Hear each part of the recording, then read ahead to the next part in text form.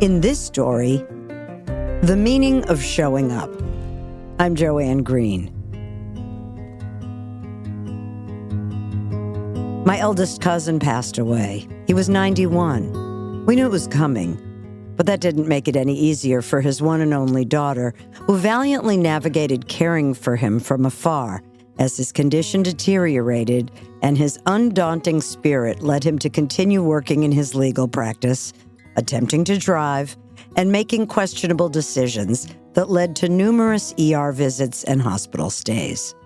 He remained in Boston, the city in which he lived his whole life, while she, her husband, and identical twin 6-year-old daughters were living in Bogota, Colombia.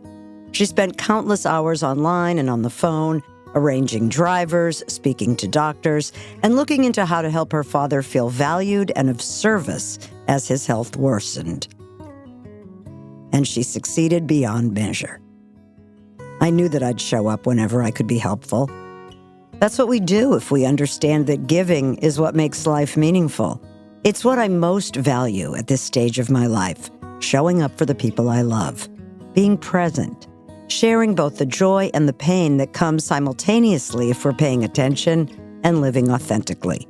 How, you might ask, could I find satisfaction in clearing out my cousin's bathroom cabinets? That simple act, shared with his daughter's mother-in-law, because she too shows up, afforded me some intimacy with my cousin while crossing one more item off his daughter's to-do list. My cousin and I were not close.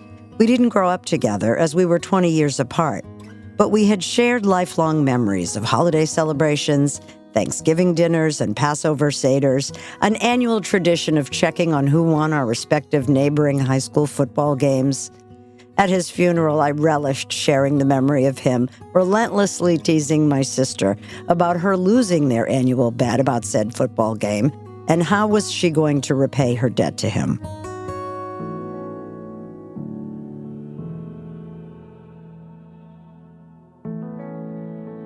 Family holds unique importance for me, for many of us.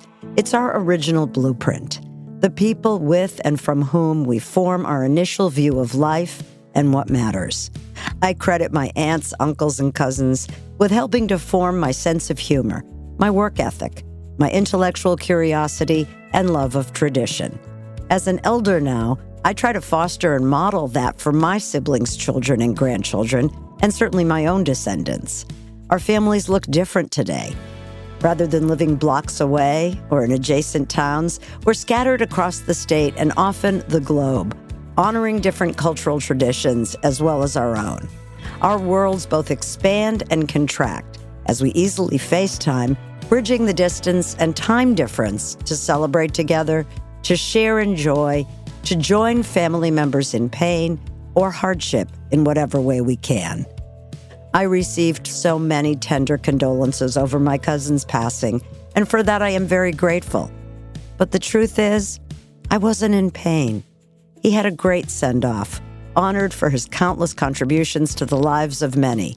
It was my privilege to help however I could, to further cement the bonds of family, to catch up with the generation now in college and newly forging career paths, to share fond memories, and to model the very behavior that I learned from those who came before me. We show up, we celebrate together, and we grieve together. That makes life ever more precious and blesses all of us with lasting riches.